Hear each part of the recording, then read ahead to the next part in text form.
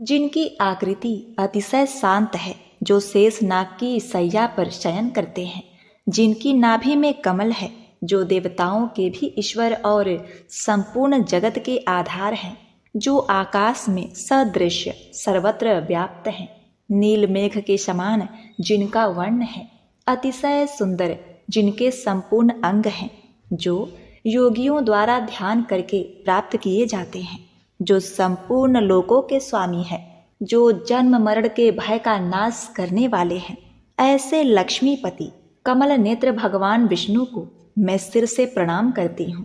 ओम नमो भगवते वासुदेवाय नमः। ओम नमः शिवाय। प्रिय भक्तगणों, आज माघ माह शुक्ल पक्ष की जया एकादशी का व्रत है, जिसे भौमी एकादशी भी कहते हैं। शास्त्रों में इस प्रकार का वर्णन आता है कि जया एकादशी का व्रत धारण करने वाले भक्तों को समस्त प्रकार के वायिक वाचिक मानसिक पाप कर्मों से मुक्ति मिल जाती है, अनंत गुना पुण्य फल की प्राप्ति होती है। व्रत धारक की माता पिता की तरफ से 10 पीढ़ियों का उद्धार होता है। इस व्रत के प्रभाव से भगवान विष्णु की कृपा प्राप्त होती है, साथ ही पितरों का भी आशीर्वाद बरसता है। इसीलिए शास्त्रों में जया एकादशी का व्रत अत्यंत श्रेष्ठ माना जाता है। इस दिन भगवान श्री कृष्ण के माधव रूप की पूजा की जाती है। प्रिय भक्तगणों, इस एकादशी व्रत के महत्व के बारे में पद्म पुराण में बताया गया है कि इस दिन व्रत करने वाले तथा श्री हरि का गुणगान कथा सुनने वाले पढ़ने वालों को कभी भी भूत पिचास की योनि प्राप्त नहीं होती। इस व्रत में उपासक को अग्निष्टोम यज्ञ के तुल्य फल की प्राप्ति होती है तथा वे तुरंत सुखी हो जाते हैं, सभी पाप नष्ट हो जाते हैं। कथा श्रवण मात्र से भूत पिचास जैसे योनियों में नहीं भटकना पड़ता। मनुष्य को मृत्यु के बाद परम मोक्ष की प्राप्ति होती है। प्रिय भक्तगणों, जया एकादशी पर व्रत और पूजा पाठ करने से ब्रह्म हत्या जैसे पापों से भी मुक्ति मिलती है और हर कार्य में विजय मिलती है। जया अर्थात विजय दिलाने वाली एकादशी। और भक्तगण अगर इस दिन जया एकादशी की कथा का श्रवण करते हैं या पढ़ते हैं तो भी उनका कल्याण निश्चित है। तो प्रिय भक्तगणों, आज आप सुनेंगे परम सुखदायी जया एकादशी की व्रत कथा। साथ ही आप सभी भक्तगण भगवान विष्णु से मंगल कामना करते हुए कमेंट में जय श्री कृष्ण राधे राधे जरूर लिखें। साथ ही चैनल को सब्सक्राइब करके लाइक के साथ बेल बटन को भी दबा दीजिएगा। जय श्री गणेश। जया एकादशी व्रत कथा के अनुसार एक बार धर्मराज युधिष्ठिर भगवान श्री कृष्ण से बोले, हे भगवान, हे माधव, आपने माघ माह के कृष्ण पक्ष की सड़तीला एकादशी का अत्यंत सुंदर वर्णन किया। आप स्वदेज, अंडज, उद्रिज और जरायुज चारों प्रकार के जीवों के उत्पन्न, पालन तथा नाश करने वाले हैं। अब आप कृपा करके माघ शुक्ल एकादशी का वर्णन कीजिए। इसका क्या नाम है, इसके व्रत की क्या विधि है और इसमें कौन से देवता की पूजा की जाती है। भगवान श्री कृष्ण कहने लगे, हे राजन, इस एकादशी का नाम जया एकादशी है। इसका व्रत करने से मनुष्य ब्रह्म हत्या आदि पापों से छूट कर मोक्ष को प्राप्त होता है तथा इसके प्रभाव से भूत पिचास आदि योनियों से मुक्ति हो जाती है। इस व्रत को विधि पूर्वक करना चाहिए। अब मैं तुमसे पद्म पुराण में वर्णित इसकी महिमा की एक कथा सुनाता हूँ। हे राजन, देवराज इंद्र स्वर्ग में राज किया करते थे और अन्य सब देवतागण सुखपूर्वक स्वर्ग में रहा करते थे। एक समय इंद्र अपनी इच्छा के अनुसार नंदनवन में अप्सराओं के साथ विहार कर रहे थे और गंधर्व गान कर रहे थे। उन गंधर्वों में प्रसिद्ध पुष्पदंत तथा उनकी कन्या पुष्पवती और चित्रसेन तथा उसकी स्त्री मालिनी भी उपस्थित थे। साथ ही मालिनी का पुत्र पुष्पवान और उसका पुत्र मूल्यवान भी उपस्थित थे। पुष्पवती गंधर्व कन्या माल्यवान को देखकर उस पर मोहित हो गई और माल्यवान पर काम बाण चलाने लगी।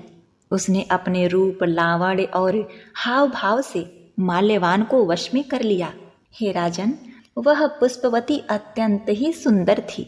उसी समय इंद्र को प्रसन्न करने के लिए गान करने हेतु पुष्पवती और माल्यवान वहां उपस्थित थे, परंतु परस्पर मोहित हो जाने के कारण उनका चित्त भ्रमित हो गया था। इनके ठीक प्रकार न गाने तथा स्वर ताल ठीक न होने से इंद्र इनके प्रेम को समझ गए और उन्होंने इसमें अपना अपमान समझकर उनको श्राप दे दिया। इंद्र ने कहा, हे मूर्खो, तुमने मेरी आज्ञा का उल्लंघन किया है, इसीलिए तुम्हारा धिक्कार है। अब तुम दोनों स्त्री पुरुष के रूप में मृत्यु लोक में जाकर पिशाच रूप धारण करो और अपने कर्म का फल भोगो। इंद्र का ऐसा शाप सुनकर वे अत्यंत दुखी हुए और पिशाच बनकर हिमालय पर्वत पर दुख पूर्वक अपना जीवन व्यतीत करने लगे। उन्हें गंध, रस तथा स्पर्श आदि का कुछ भी ज्ञान नहीं था। वहां उनको महान दुख मिल रहे थे। उन्हें एक क्षण के लिए भी निद्रा नहीं आती थी। उस जगह अत्यंत शीत था, इससे उनके रोंगटे खड़े रहते और मारे शीत के दांत बजते रहते। एक दिन पिशाच ने अपने स्त्री से कहा कि पिछले जन्म में हमने ऐसा कौन सा पाप किया था जिससे हमको यह दुखदायी पिशाच योनि प्राप्त हुई। इस पिशाच योनि से तो नरक के दुख सहना ही उत्तम है, अतः हमें अब किसी प्रकार का पाप नहीं करना चाहिए। इस प्रकार विचार करते हुए वे अपना दिन व्यतीत कर रहे थे। दैव योग से तभी माघ मास में शुक्ल पक्ष की जया नामक एकादशी आई। उस दिन उन्होंने कुछ भी भोजन नहीं किया और न कोई पाप कर्म किया, केवल फल फूल खाकर ही दिन व्यतीत किया और सायंकाल के समय महान दुख से पीपल के वृक्ष के नीचे बैठ गए। उस समय सूर्य भगवान अस्त हो रहे थे। उस रात को अत्यंत ठंड थी, इस कारण वे दोनों शीत के मारे अति दुखी होकर मृतक के समान आपस में चिपटे हुए पड़े रहे। उस रात्रि को उनको निद्रा भी नहीं आई। हे राजन, जया एकादशी के उपवास और रात्रि के जागरण से दूसरे दिन प्रातः होते ही उनकी पिशाच योनि छूट गई। अत्यंत सुंदर गंधर्व और अप्सरा की देह धारण कर सुंदर वस्त्राभूषण से अलंकृत हो उन्होंने स्वर्गलोक को प्रस्थान किया। उस समय आकाश में देवता उनकी स्तुति करते हुए पुष्प वर्षा करने लगे। स्वर्गलोक में जाकर उन दोनों ने देवराज इंद्र को प्रणाम किया। इंद्र इनको पहले रूप में देखकर अत्यंत आश्चर्यचकित हुआ और पूछने लगा कि तुमने अपनी पिशाच योनि से किस तरह छुटकारा पाया, सो सब बताओ। माल्यवान बोले कि हे देवेंद्र, भगवान विष्णु की कृपा और जया एकादशी के व्रत के प्रभाव से ही हमारा पिशाच देह छूटा है।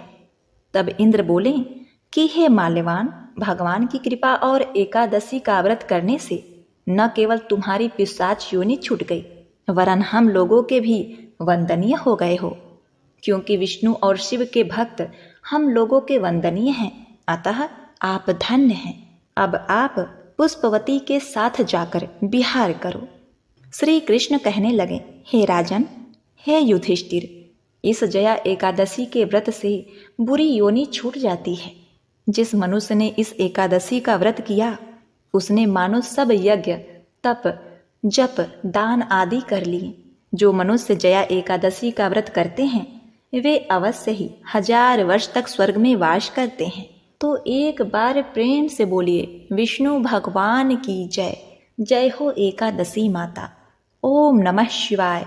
हे भगवान विष्णु, जिस प्रकार आपने पुष्पवती और माल्यवान का कल्याण किया, उसी प्रकार अपने सभी भक्तों का कल्याण करना। कथा कहानी कहने वाले, सुनने वाले और हुंकारा भरने वाले सभी को पुण्य फल की प्राप्ति कराना। ओम जय जगदीश हरे। हरे कृष्णा। प्रिय भक्तगणों, अब आप श्रवण करेंगे एकादशी व्रत में सुनी जाने वाली भगवान विष्णु की दूसरी कथा। एक बार देवी सत्यभामा ने देवी रुक्मणी से पूछा कि दीदी, क्या आपको मालूम है कि श्री कृष्ण जी बार बार द्रौपदी से मिलने क्यों जाते हैं? ऐसे कोई अपनी बहन के घर बार बार मिलने थोड़ी न जाता है। मुझे तो लगता है कुछ गड़बड़ है। ऐसा क्या है जो बार बार द्रौपदी के घर जाते हैं? तो देवी रुक्मणी ने कहा, बेकार की बातें मत करो। ये बहन भाई के पवित्र बंधन हैं। जाओ, जाकर अपना काम करो। प्रिय भक्तों, भगवान श्री कृष्ण सब कुछ समझ गए और कहीं जाने लगे तो देवी सत्यभामा ने पूछा, प्रभु आप कहाँ जा रहे हैं? तो ठाकुर जी ने कहा, मैं द्रौपदी के घर जा रहा हूँ। अब तो सत्यभामा जी और बेचैन हो गई और तुरंत देवी रुक्मणी से बोली, देखो दीदी, फिर वहीं द्रौपदी के घर जा रहे हैं। श्री कृष्ण जी ने कहा, क्या तुम भी हमारे साथ चलना चाहोगी? अब क्या था, सत्यभामा जी फौरन तैयार हो गईं और देवी रुक्मणी से बोली, दीदी आप भी मेरे साथ चलो और द्रौपदी को ऐसा मजा चखा के आएंगे कि वो जीवन भर याद रखेगी। देवी रुक्मणी भी तैयार हो गईं। जब दोनों देवियां द्रौपदी के घर पहुंची तो देखा कि द्रौपदी अपने केस संवार रही थी। जब द्रौपदी केस संवार रही थी तो भगवान श्री कृष्ण ने पूछा, द्रौपदी क्या कर रही हो? तो द्रौपदी बोली, हे नारायण, मैं केस संवार के अभी आई। तो भगवान बोले, तुम क्यों अपना केस संवार रही हो? तुम्हारी दो भाभियां आई हैं, ये तुम्हारे केस संवारेंगी। फिर श्री कृष्ण जी ने देवी सत्यभामा से कहा, तुम जाओ और द्रौपदी के सिर में तेल लगाओ। देवी रुक्मणी तुम जाकर द्रौपदी की चोटी करो। सत्यभामा जी ने रुक्मणी जी से कहा, बड़ा अच्छा मौका मिला है, ऐसा तेल लगाऊंगी कि इनकी खोपड़ी के एक एक बाल तोड़ के रख दूंगी। और जैसे ही सत्यभामा जी ने द्रौपदी के सिर में तेल लगाना शुरू किया और एक बाल को तोड़ा तो बाल तोड़ते ही आवाज आई, हे कृष्ण। फिर दूसरा बाल तोड़ा तो फिर आवाज आई, हे कृष्ण। फिर तीसरा बाल तोड़ा तो फिर आवाज आई, हे कृष्ण। सत्यभामा जी को समझ नहीं आया और देवी रुक्मणी से पूछा, दीदी आखिर ऐसी क्या बात है कि द्रौपदी के मस्तक में जो भी बाल तोड़ती हूँ तो कृष्ण का नाम क्यों निकल आता है? रुक्मणी जी बोली, मैं तो नहीं जानती। पीछे से भगवान बोले, देवी सत्यभामा, तुम देवी रुक्मणी से पूछ रही थी ना कि मैं दौड़ दौड़ कर इस द्रौपदी के घर क्यों आता हूँ? क्योंकि पूरे भूमंडल पर, पूरी पृथ्वी पर कोई संत, कोई साधु, कोई सन्यासी, कोई तपस्वी, कोई साधक, कोई उपासक ऐसा नहीं हुआ जिसने एक दिन में 3.5 करोड़ बार मेरा नाम लिया हो। और द्रौपदी केवल ऐसी है जो एक दिन में 3.5 करोड़ बार मेरा नाम लेती है। प्रतिदिन स्नान करती है, इसीलिए इसके हर रोम में कृष्ण नजर आता है और इसलिए मैं रोज इसके पास आता हूँ। इसे कहते हैं स्नान, जो देवी द्रौपदी प्रतिदिन किया करती हैं। हम हर रोज जो सुगंधित पदार्थ तेल लगाकर अपने तन को स्वच्छ कर लेते हैं उसको केवल नहाना कहते हैं। स्नान का मतलब है हमारे शरीर में 3.5 करोड़ रोम छिद्र हैं।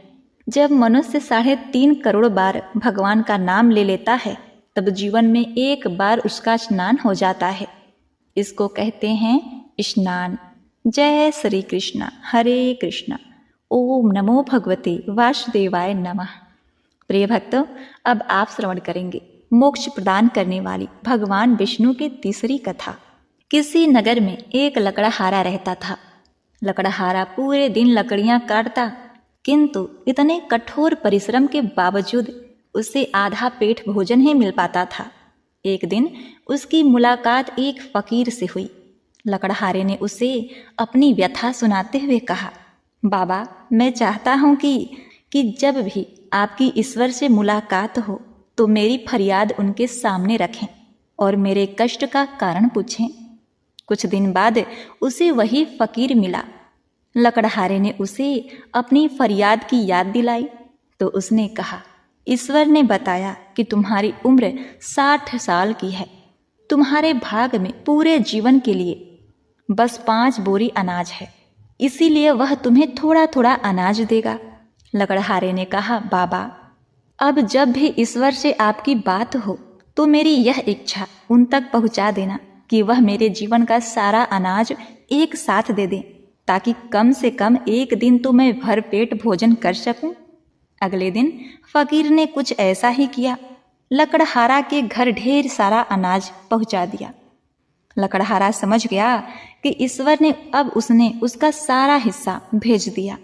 उसने कल की चिंता किए बिना पूरे अनाज का भोजन बनाकर सभी ब्राह्मणों और गरीब भूखों को खिलाया और उन्हें तिल का दान दिया और खुद भर पेट खाया। अगली सुबह उतना ही अनाज उसके घर फिर पहुंच गया। उसने फिर गरीबों को खिला दिया। यह सिलसिला चलता रहा। कुछ दिन बाद उसे वही ब्राह्मण, वही फकीर फिर लकड़हारे को मिले।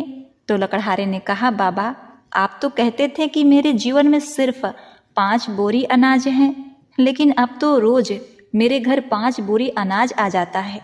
उस साधु बाबा ने कहा, तुमने अपने जीवन का अनाज गरीबों को खिला दिया, इसीलिए ईश्वर ने उन गरीबों के हिस्से का अनाज तुम्हें दे रखा है।